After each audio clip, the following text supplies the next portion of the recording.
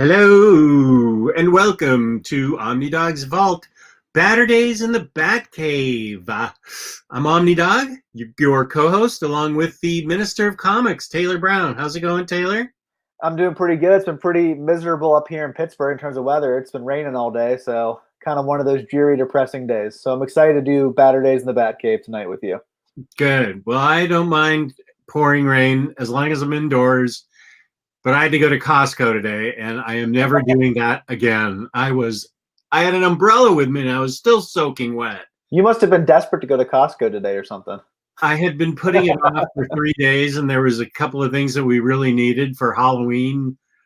My wife wants to put together Halloween bags and give them out on the street instead of having people come to us.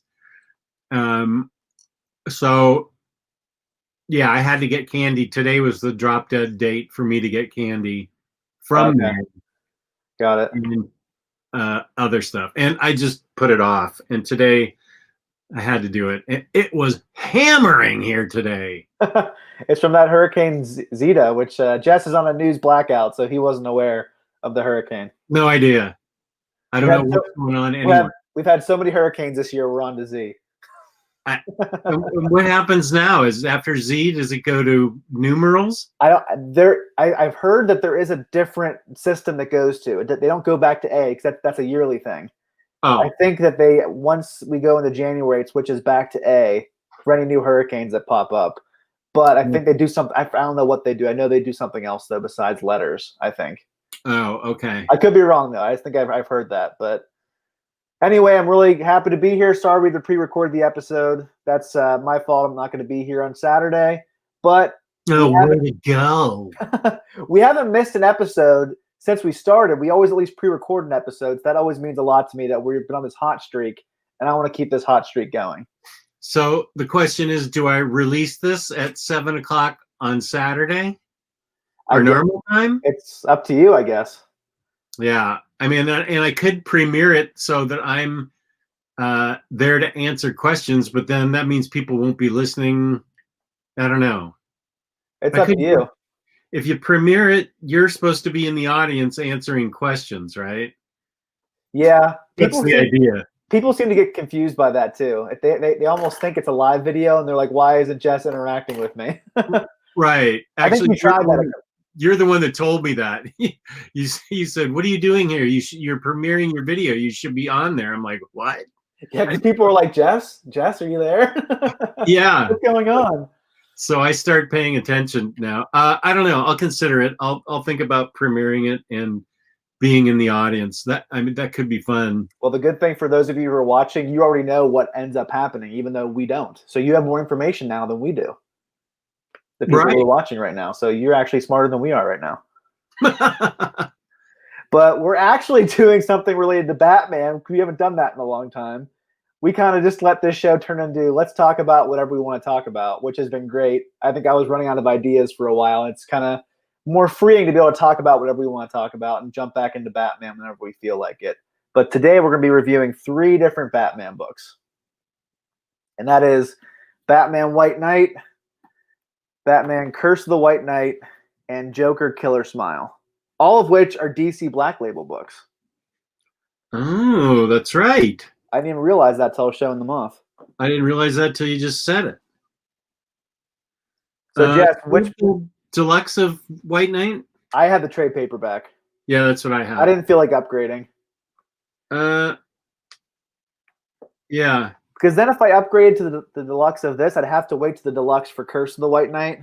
Because it's a standard size hardcover. How they've released this is so dumb. Think about this. All right, so first, when they released White Knight, they released this trade, okay?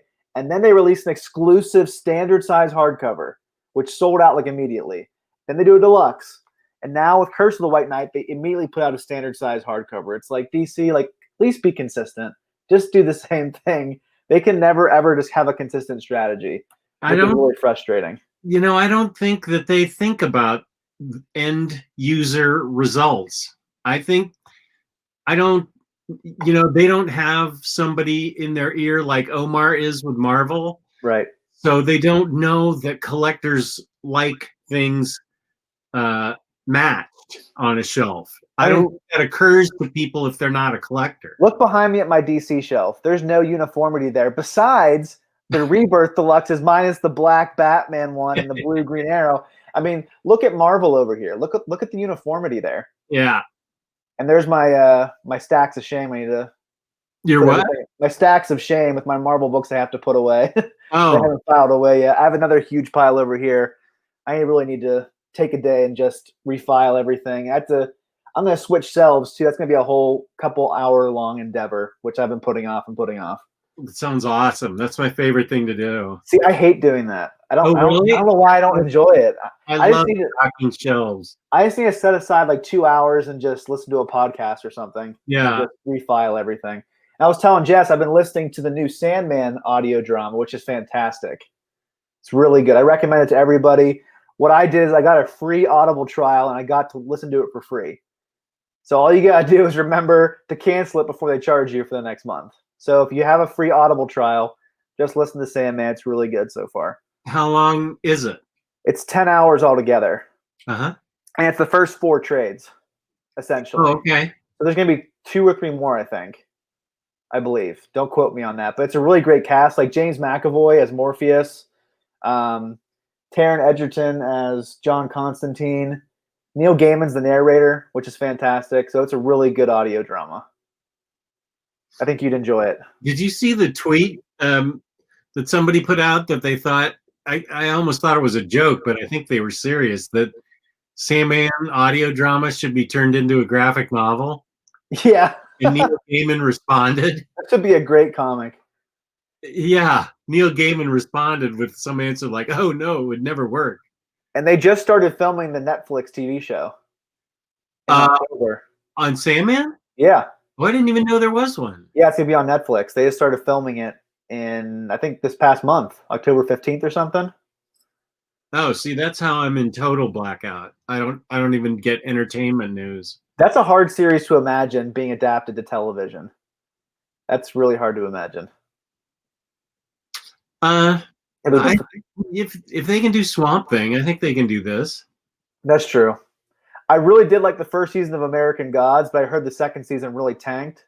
Maybe I just need to check it out for myself. But that first season was great, and the visual effects were great for how little of a budget they actually had. Yeah, I need to watch it too. I haven't seen it yet. I saw the first season, but not the second. Did you watch the show Good Omens on Amazon by Neil Gaiman? Sorry, you broke up a little. Did you watch the show Good Omens by Neil Gaiman on Amazon? Good Omens? Yeah. Yeah, no, I didn't. Okay. I heard that's really good too. Because Neil Gaiman wrote that with Terry Pratchett, and he actually showrun the entire show. So I've heard it's really good. You're chopping up a lot. I am?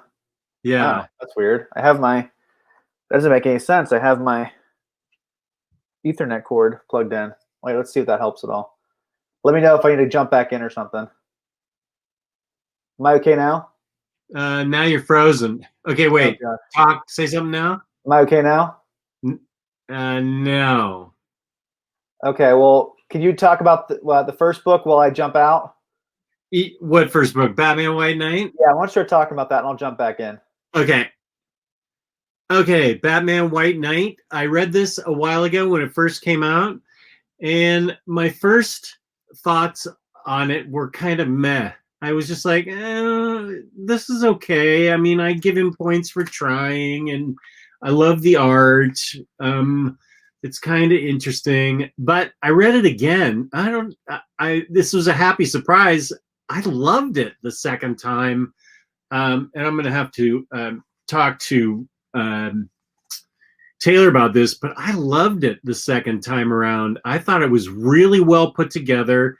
It had it didn't have too many characters or too many thoughts or too many. Sometimes books like this can get overambitious. And here we go. There you go. Sorry about that. I've been using this Ethernet for the past 3 months, and it's been fine. Okay, you're fine now. I was just going through why I think I loved this book on the second read, and I'll just give my thoughts as I keep showing it. Sometimes books like this can be overly ambitious and have too much too many characters, too many plot points and everything, but I thought this one had just enough. I feel like it definitely did felt like he overamped the Batman a lot, and I think that was to fulfill his purpose to show a Batman out of control. That he basically made a Batman out of control at the very edge, and somebody needed to rein him in, and that somebody was reformed Joker Jack Napier.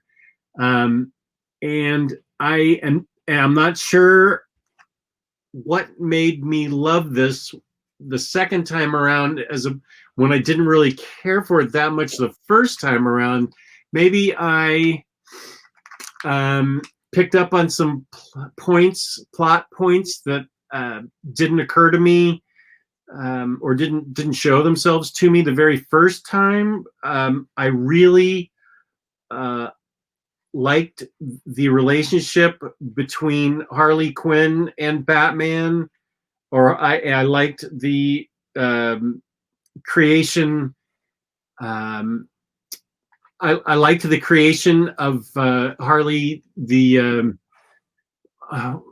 what they There's two versions of Harley, basically. Yeah, what was the other version's name? So it turns out that Harley Quinzel, the original Harley, left the Joker, and this new Harley kind of slipped in, and Joker didn't even notice because he didn't really even care that much about Harley. And this new Harley is like a sycophantic psycho who is crazy, and she ends up becoming a villain in her own right to get the Joker back, essentially.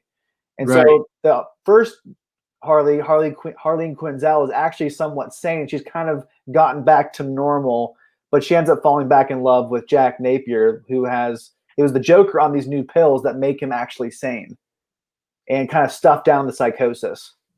Right. Which I thought was interesting. At first I was like, this is kind of lame. But as I thought about it, I think he actually did it really well. And I also agree that I thought this book was just okay the first time I read it. I read it when the hype train for this book was huge. Like, remember when it first came out, everyone was going crazy over it. Yeah. I got the trade really excited, and I was like, it was okay. And actually, on our first episode of Baturdays in the Batcave, it was one of my overrated Batman books. Yeah. I think it's overrated. I will say the second time I enjoyed it a lot more. I still have some gripes with it. I still have a lot of critiques, but I think overall it's much better than I thought on my first go around because I think I had lower expectations going in. And so I think the first time my expectations were way too high and I kind of succumbed to that hype train. But going in this time, I knew I didn't like it that much the first time. So I was able to appreciate it more the second time. Yeah. The whole thing seemed to come together for me a lot smoother. It flowed better. The dialogue. I know that you have issues with how many dialogue balloons Murphy writes. Just for an artist, it's surprising at how wordy he is. Yeah. And I love reading prose novels. I'm not against things being wordy, but in comic books, it's a visual medium, and an overabundance of thought balloons and word bubbles and panel descriptions really mess up the flow of a comic. And I think sometimes Murphy kind of shot himself in the foot with these overlong dialogue portions. But I know that you didn't have a problem with that at all. No, I didn't have a problem with it. Look at this page. Like, there's like so many word balloons. Like, yeah, you're even showing that right there. I just think it's like, dude, like just kind of like sum it up a little bit more. I remember listening to Ed Brubaker in an interview once say he's like embarrassed looking back at his older work because he had so many word balloons. His descriptions were so long, and if you read his new work, it's very much pared down. And he's learned to do a lot of the storytelling just through the art that Sean Phillips is able to do. Okay. He's realizing like you can tell story not just through the words, but obviously through the pictures that you're doing in a comic. And I think Sean Gordon Murphy just needs to allow his art to tell the story more than just explaining things a lot. I think sometimes he can explain things too much. He's a beginner compared to Ed Brubaker as far as writing goes, I would think. So maybe that's just a lesson he sort of needs to learn. But again, I didn't have a problem with it. I liked Mr. Freeze's involvement in it. I liked the only thing that I didn't like was just how, and they had to do it for the story, and I get it, but how near a total collapse, breakdown, overly aggressive Batman he created. But I understand, because if he was just, regular Batman, the story wouldn't have coalesced like it did. I mean, you had to have a Batman that was about ready to flip out, and so with anger and being over aggressive. So I liked it a lot, and I don't know, is it available in deluxe? No, I'm not going to upgrade. It is available in deluxe. And so if you if you already have it in deluxe, I would wait for the Curse of the White Knight deluxe to match it up, and that way you're not Jess and I having an overabundance of different formats.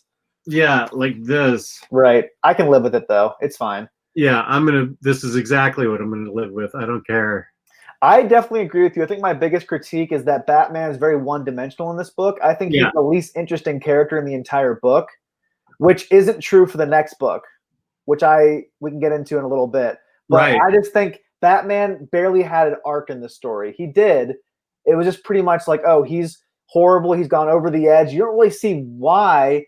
In some ways you kind of do, but I think it wasn't really justified for the level of ampness, like you said. He was. Yeah. They cranked up to 11, and this is Spinal Tap terms. It was just like kind of a little bit too much. And I think he was so one note, like over and over again. It was like, I'm angry, I'm angry, I'm angry. And it's like, can we just do something a little bit more nuanced? Yeah. And so I think that was my biggest critique of the story. I think my biggest critiques were Batman was very one-dimensional, the least interesting character, which some might say this book's more about Joker.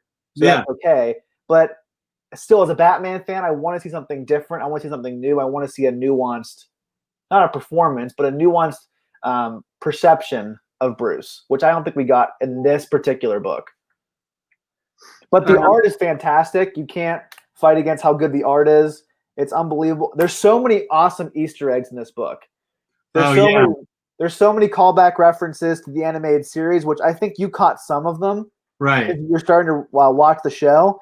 But like even like the Batmobiles they use, like they have like the 1989 Batmobile, which is great. They have the Tumbler, and they have a bunch of other different Batmobiles. They have the one from the Batman animated series, which is one of my favorite Batmobiles. So you can really tell that Murphy loves Batman, and he's having a fantastic time writing him. It's like he's grabbing all the different toys and putting them in his sandbox and just playing and having a great time. Mm-hmm. So that kinetic energy is fun, and it makes you feel the sense of fun as you read it, but I don't think it's as deep as he wanted it to be in some ways, if that makes sense. Yeah. It's almost better if you go into it just as like a popcorn munching blockbuster comic book and don't really think that much about it. That's just my perception about it. Yeah. Okay.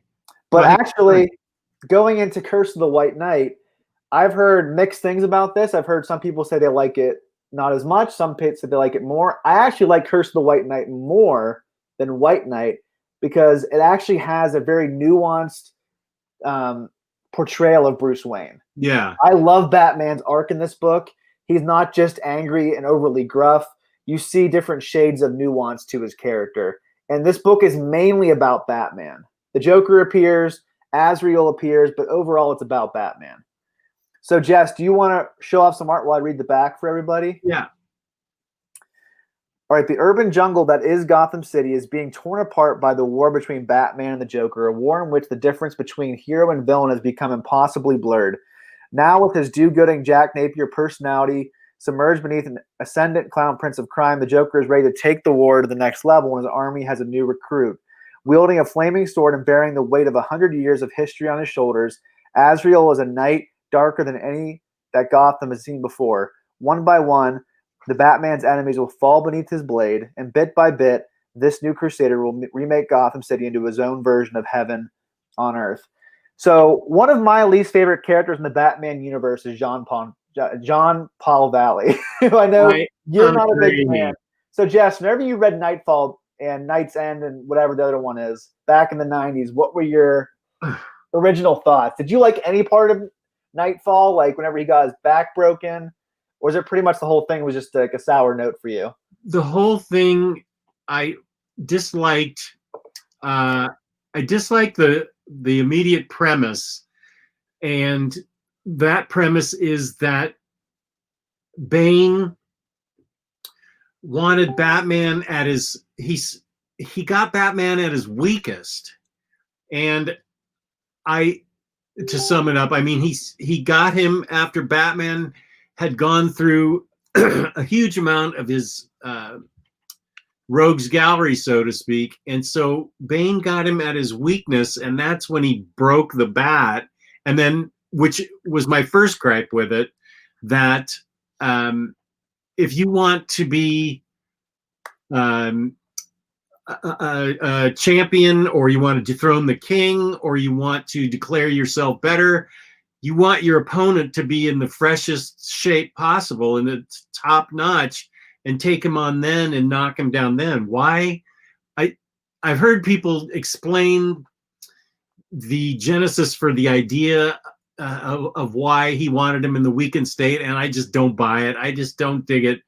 That, I mean, to me, it would have had more impact had he taken on Batman at his very peak of strength, and instead he got him at his weakest and beat him up. Big deal to me. Second, Alfred is all of a sudden a neurosurgeon that can fix him up in the obviously non-sterile Batcave.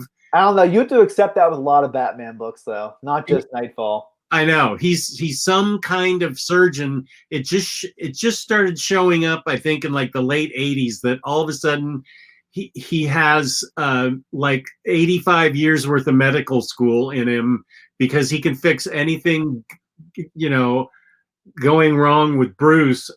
Pulling out a bullet maybe that's lodged near the top of his chest, I get that, but I mean, he operates on him in the Batcave to get him to walk again. And then this Dork Asriel, I can't even remember how he got introduced in the story. I hated his costume. I hated his personality. I hated. What's that? Do you know who created that costume? Who designed it? Oh, it was Joe Quesada. Actually, was it? Yeah, he actually designed that costume. That's like one of his claims to fame at DC before he went over to Marvel. Oh, way to go. It just had all the little daggery parts and things sticking out on it. It was like an image, like 90s character. Yeah. It was unwieldy and ridiculous, and I just didn't care for it. And I know everybody that loves it because you read it as a kid, and it had the same impact on you probably the death of Superman did, which actually I liked a lot more than this. Those were the two big DC events in the 90s. It's like my generation's version of the Silver Age for you. Yeah, except I can look at the Silver Age and laugh, and nobody can look back at Nightfall and laugh at it. It's all like, oh my God, that's my childhood. I love that book. So if I'm offending you, I'm sorry. You still have it to love and read and enjoy. I just hated it. It was so I don't know. It just seemed like a ridiculous character. Ridiculous characters were introduced, and a lame concept for beating up Batman. So, but it went on for a long time. And so I went into this book with trepidation, because I just don't like Asriel at all. Yeah. I was like, oh, great. He's going to be the major part of this book. I actually thought he was well done in this book. I actually thought he was a formidable villain who actually did some damage. And one of my favorite things about this book is that there's actually consequences. People actually die. I'm not going to tell you who. I don't want to spoil it, but there's some shocking moments in here, especially when Asriel's kind of like, you know, throwing around his sword and chopping people's heads off. It's like, I can't believe they did that. And that's so cool, because in most mainstream DC comics or Marvel comics, there's no consequences. When you die, you come back. One of the cool things about this Sean Gordon Murphy pocket universe with Black Label is that he can do whatever he wants to do, essentially. Yeah. There can be consequences for their actions. That's kind of refreshing to see that. I like that too. You and I both texted. I think we hit that moment at the same time we were reading it. I can't remember if it was the second shocking death or the first shocking death, but I think it was the cool shocking death, the second one. Yeah, the second one. Right. We were reading it at about the same time, and we texted each other about the same time about it. And that was really cool. It was out of the blue, and I was like, "Whoa, Yeah, that's that was really amazing." cool. So I think the action scenes in this book are a lot better than the first book. And I Yeah, think there's a lot more consequences. Like there's like a shocking number of deaths in this book, at least to me. There's a so lot, characters that are established and that you care about. right? And characters that you've read about a lot in DC main continuity, both heroes and villains. And again, I don't want to ruin those deaths for you, but that really added weight to the story. Hmm. Because a lot of times it's like, oh, the Joker took over the city, but none of the main characters died. It's just like, well, I don't really care that much about it. It's just Right. nameless, faceless Gothamites getting killed. It's like, I don't really care. But Yeah, whenever you see someone you've read about and seen on the screen die, it's like, oh my gosh, like this actually has emotional weight to it. It actually yeah, it feels has an something. impact on you. Yeah, Right. So I think that's why I enjoyed this book more. I think it had a better look into who Batman is because as a big Batman fan, I want you to peel back the curtain of his psyche to show us something interesting. And I don't think White Knight did that because he was more focused on Joker. I don't think he spent enough time really building up the character of Batman, but he did that in spades in this book, which is why I enjoyed it so much more. And again, there are those stakes there that weren't in the first book to me. and he does a super deep dive into Bruce Wayne and Bruce Wayne's legacy, Bruce Wayne's history, Bruce Wayne's family, um, which I thought was really well done and remarkably well done, especially when you get to let's see, how do I want to word this? When you find out um, when you find out that which I can't tell you right now. It's It's a a really spoiler. shocking reveal, though. It's a Yeah, really shocking reveal about Bruce's family legacy. And right. again, I think we were texting about how the plot seems a little bit overly complex. There's a little bit too many plot turns. I But I feel yeah, think I agree with that. I think there are a little bit too many plot turns, a little bit too many things happening, a little bit too many ingredients being added into this final product. But I think overall, I was much more interested in this book than the first one, even though there were some plot things I didn't fully think needed to be there or was a little bit too over the top. I just think overall it was a lot more shocking, a lot more surprising. There was nothing in the first book that surprised me. I was surprised a lot reading the second book, yeah. which that's hard to do with comics nowadays. Like I'm just like, okay, well, this is gonna happen, this is gonna happen, this is gonna happen. Yep, that's what happens almost every single time I read a comic book. So when a comic actually surprises me, that makes me sit up and really pay attention and really get involved in it. So I would say the first book, White Knight, is just a B for me. It's solid, but I don't think it's as good as many people think it is. If you like it and you think it's a masterpiece, great. That's awesome for you. But I personally think this one's an A minus. Curse of the White Knight. It's really good. There are some plot issues which I don't fully agree with, but overall, it was surprising. It was exciting, and it actually brought out some emotional responses out of me. And one thing I liked a lot was the relationship between Bruce and Batman and Harley. They really uh, made Harley and Bruce friends, and in a believable way, and I really enjoyed that kind of calm level-headedness that Harley brought to it. She really helped him think things through Yeah. and cared about him as a person. And I really liked that kind of humanizing of her. She's not the silly clown. She's not the psychopathic Harley in Batman Damned we both hated. Oh my gosh, no, she's like a real person that cares and wants to be. She cares about Bruce and she cares about Batman, and she wants only good things for him. And I thought that was a side of Harley that we've actually really never seen. She's like just a regular person with no kind of being pulled back to the Joker or anything. She's just on her own, without any Joker influence, and she feels pulled to Bruce and to Batman as kind of a helpmate and possibly soulmate. I don't know. I couldn't tell if there were romantic feelings between them, but they definitely had. I'm really hoping not, because I thought it was going to go that direction. Yeah. I don't think it's going to, because there's obviously going to be a third one. Right. I think he's doing a Harley Quinn series. Right. I think there's going to be a third Batman story. There has to be based on the ending. Well, yeah. I just think it's almost like a brother-sister dynamic. Yeah. Like he's an older brother, she's like his little sister, and they take care of each other and they help each other. I don't really want there to be a romantic interest because that's not really interesting to me. I agree with that. And I think it's good that he's doing a Harley Quinn. I haven't read any of it yet, but he seems to have a good voice in his head for her in this book. So it would have been easy to goof up Harley in this, I think. But the way he's got her written, I really wanted to see, I do want to see more of her like that. So I'm looking forward to that book that he's writing now. I agree. So you know that I like Curse of the White Knight better. Is there one that you think you prefer as your favorite out of the two? I think it's White Knight, but since I changed my mind the second time I read this, I would give this an A-, and I would give this a B+.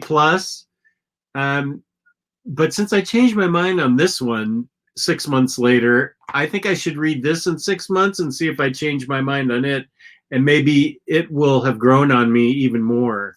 Because I did feel like it was overly complicated in a lot of spots. But I also love the dynamic between Harley and Bruce. So I'll read it again and see if how I feel about it. It was not. I mean, I gave it a B+, so it's obviously I felt it was a good book. Right. I definitely recommend people read it. Yeah, I think if you're a Batman fan, you definitely need to have these two books in your collection. I think they're definitely worthwhile. Even though I have some critiques of both, especially White Knight, they're both worth the read for sure. Yeah, because I think this one showed you an interesting side of Joker's personality when he was thinking clearly and not as the clown prince of crime, but as Jack Napier. That was interesting. And then this one showed you a side of Bruce and Batman, his psyche and how he dealt with all the changes he was given in this book, how he dealt with them. I liked both ways that he approached it, both those characters. I agree. All right, so let's head into our final book of the evening, and this is Joker Killer Smile by Jeff Lemire and Andrea Sorrentino. I don't know how to say his first name. I'm just going to say Andrea. I don't know how else you would say it. I know it's a dude. So I know Andrea is a girl's name, but I don't know. You can correct me in the I think he's from Italy. Yeah, so you can correct me in the comments and do like a step on Shedge type thing and tell us how to say it. I still can't figure it out. I'll never know how to figure it out. So Jess, do you want to show off some of the art while I read off the back for us? And again, this is in their DC Black Label book. Arkham Asylum is home to many of the Batman's worst enemies, including the most dangerous one of them all, the Joker. No psychologist or psychotherapist has ever been able to break through the insanity that imprisons the Joker's mind. In fact, many have been broken themselves in the attempt. But Dr. Ben Arnell knows that he is different. He is sure that he will be the one to finally reach the man inside the madness and cure him. Dr. Arnell believes that he can put an insurmountable wall between himself and the seductive world that lies behind the Joker's eyes. He is absolutely certain that no matter what he goes through at work, he can keep that darkness far away from his family, but he is very, very wrong. And so this book really doesn't have much Batman in it. The final issue is called Batman the Smile Killer, and that does focus on Batman, but the first 4 issues are mainly focused on not even really the Joker, but as we just talked about, Dr. Arnell and what he goes through and how coming face to face with a psychopath and spending significant amounts of time with him actually affects his own mind and actually affects his family whenever he goes home. And so this interaction he has with the Joker actually follows him home and really just taints everything that he touches. So Jess, I know you're really jokered out. You're kind of tired of the Joker, and all 3 books we read tonight are focused on the Joker. And I know you were on the fence about buying this book. And this is a book I'm like, I don't know how Jess is going to take this one. And I'm really interested to hear what Jess has to say. And we try not to talk too much about the books before we jump on the show because we don't want to taint each other's opinions. I remember one time I told Jess ahead of time I hated this book, and I kind of ruined it for him. So it's like we never really try to talk too much about the book before we do the show. So Jess, I want to hear what your thoughts are about this book. 2 words: boring. I was bored to tears with this book, and I love Jeff Lemire. The art is fantastic. I will say that. The art is beautiful throughout the whole thing. But this is nothing I haven't read before. This is not groundbreaking. It's not a particularly interesting angle. I mean, I think I've read this before, or in some kind of capacity, 3 or 4 other places. I didn't care about the character involved. I didn't care about the Joker. I didn't care about anything in this book, really. And I was happy when it was over with. I mean, I really did not. This was just a boring book, and I thought that the bunny book or whatever. Wait, it's actually a book that his son is reading at home, and it looks like a cute, like a cute little cutesy bunny book, but it's actually about this clown that goes around killing people with a chainsaw, essentially. And he's like, "Wait, how did you get this book, son?" He's like, "Dad, you bought it for me. Dad, you did." And so that slowly kind of peels back all that this guy's going through and how his interaction with the Joker is actually ruining his life. Right. And then I felt like the Smile Killer. The Smile Killer is the story at the end, and I didn't care for this. As a matter of fact, I hated that story. So I give this, especially Jeff Lemire, I was really disappointed in this, and there could be people out there that loved it. Peace and love, peace and love. I'm glad you love it, and I encourage you to keep loving it. But this book was not for me. I did not enjoy it at all. Yeah, I think I need to read it again to really understand what I think even happens at the end, especially with the Smile Killer, because the Joker killer smile ends in a particular way that you kind of wrap your mind around it, you kind of get it, but then the Smile Killer kind of goes deeper into it, and you're like, wait, what even happened in the first book? Yeah. I feel like I really can't give you my full thoughts until I read it again. I don't think it was a totally original book, like you said. Like we've seen the Joker mess with people a lot, especially in things like Batman animated series, where you really see Mark Hamill's Joker really mess with people in a really interesting way. So I don't think this is an original book per se.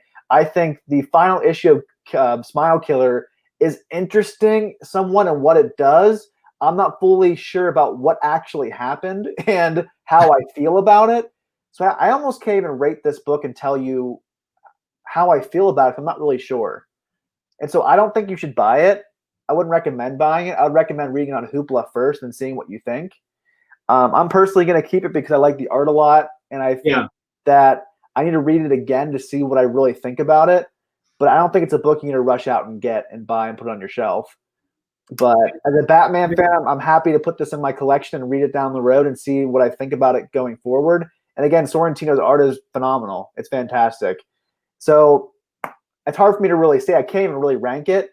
All I can say is I'm interested to read it again to see if it strikes me in a different way and if it speaks to me in a deeper way. Right. And I don't even think you should waste a Hoopla credit on it. There are much better books out there for you to, especially if you're limited to like 5 or 7 books a month. I would not use a Hoopla credit on it. Ever since COVID hit, I get 15. Oh yeah, that's right. It is up higher. I would use it to read anything else. Yeah, I just wonder how I'll feel about it the second go around. I just wonder. I'm not going to read it like next week or anything. Maybe like in a couple of years, I'll come back to it and read it and see what I think. I don't think it's going to be around long enough for me to read it a second time.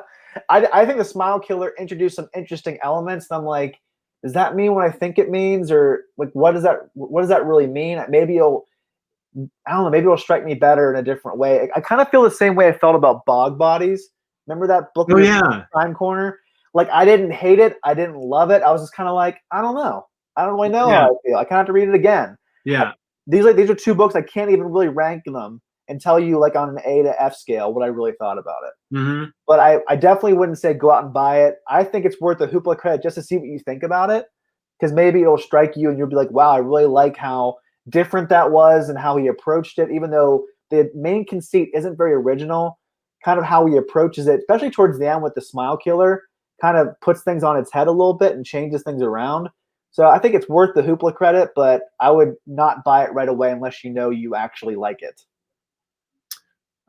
Yeah, I don't. And as always, I hate saying I don't like a book because I know there are people out there who probably love it, and I don't want you to feel like I'm saying you have bad taste or you're dumb for liking it. If you like it, you like it, and that's good for you. I'm not criticizing or judging you at all. This just wasn't a book for me. And if you like it and you think it was really interesting and great, I'm sort of jealous of you. You got a better experience out of it than I did. And so don't take this as personally. It's just it wasn't for me. But if you dig it, good. I am genuinely glad that you dug it. What was that book you read recently that you didn't understand? It was like something about like, it was like something mechanic in the title or something. It was like some weird book where it was like, you're like, I just didn't understand it. Was it Little Bird? It was a book you read after that. What was that book? It was, I think it might have been a humanoids book. Oh, What was that book called? You're like, and same with Little Bird. Like maybe it was over my head. Little Bird was way over my head. I don't even think, I'm not even sure I gave it a grade or anything. I just said, I can't review this because I didn't understand it. What was that book? It should be right around here because I haven't filed anything. You know what I'm talking about, though? I remember you having other experience like that recently with a book. Yeah. So that's kind of how I felt with this book. It's one of those, you ever like watched a movie or read a book and been like, either there's a deeper level to this book I'm not seeing, or there isn't a deeper level and I just don't like it. That's kind of how I feel with it. I'm like, maybe on the second read through, I'll kind of descend into the second level of this book and really get a lot more out of it. And maybe I'll be like, nah, actually, I was right the first time. So in like 2 or 3 years, I'll read it again and see what I think. Yeah, now that's possible that what he was going for here went over my head, but I don't really think so because I felt like I had read this book before, whereas whatever they were going for in Little Bird just was not obvious to me at all. But I understood what he was going for in Joker Killer Smile, and I was just it was not resonating with me. Yeah, because the first 4 issues of Killer Smile, I totally got what he was doing, and then Smile Killer kind of like just kind of tossed a bunch of stuff in there, and I'm like, wait, maybe there is a deeper level to this story. Because he kind of like comes in and just like throws the table over, and it's like everything's different. It's like, wait, what I just read even really happen? Is that really what I thought happened? Yeah. So I don't know. I don't want to keep repeating myself. I keep saying the same thing over and over. Yeah. But at this point, I think we're both in agreement that you don't need to buy it. Right. At least we can both agree. I think I liked it a little better than Jess, but I didn't like enough to say buy it. Right. And peace and love, but no more Joker books for the next 6 months. Joker now. Hey, you liked the White Knight better than I did, and that's more about the Joker than Curse of the White Knight. Well, that's true. So. That is true. But I did approach Killer Smile with some trepidation, like I was over it already. After I finished Killer Smile, I'm like, yeah, Jess isn't going to like that. I just knew you weren't going to like it. I'm like, there's no way he's going to like that book. That's funny. I was like, that's why when I texted you yesterday, I'm like, I'm really interested to hear your thoughts, but I don't want to say anything because I don't want to. I just want to see what you think about it. That is funny. I'm pretty certain you weren't going to like it. Yeah, well, you know me well now. Well, I thought going into it you would like it because of the team behind it. Yeah, me too. I mean, it even has Jordi Belair as one of the best colorists, so it had a really great team. Yeah. Well, that's the way it goes. You win some, you lose some. Most of the stuff he writes is a hit. I like to think that Jess has become more critical since he's come to know me and review books with me. I feel like back when we started, you were like, I like everything. And now it's like, you're like, I don't like this. So maybe I think I've been more positive lately about books. So maybe we're rubbing off on each other. I think you might be right. I think I've been more positive on books and trying to see the good in them because that's what you usually do. And I feel like now you're being more critical because you always make fun of me. You're like, man, it must be hard to be you being so critical about stuff. Well, you do overanalyze, but I am being a little more analytical because of you in my reviews in general, but especially for this show. So yeah, you definitely have rubbed off on me in that way. So it looks like I'm the one who's winning out because I'm being more positive. I'm enjoying things more. You're actually the one who's losing out and not enjoying things as much as you used to. So. Right. Now everything's, I'm overanalyzing everything. Okay. Well, this was good. I'm glad we read these books. And it was fun to rediscover White Knight. I enjoyed that more the second time around. So those of you out there who watched this, thank you for watching very much. I appreciate it. And Taylor also appreciates it, I'm sure, don't you? I guess you know me better than I do. So yeah. Any last thoughts? Well, join us next Friday. We're doing a crime corner. We're going to be reviewing The Spirit by Darwin Cook, which I'm really excited about, and Men of Wrath by Jason Aaron. So join us next Friday as we do that review. We'll be back in 2 weeks from now for another Baturdays in the Batcave. Right. Thank you for watching. Please feel free to hit the like, leave a comment, and subscribe. Thank you very much. Peace and love. Peace and love.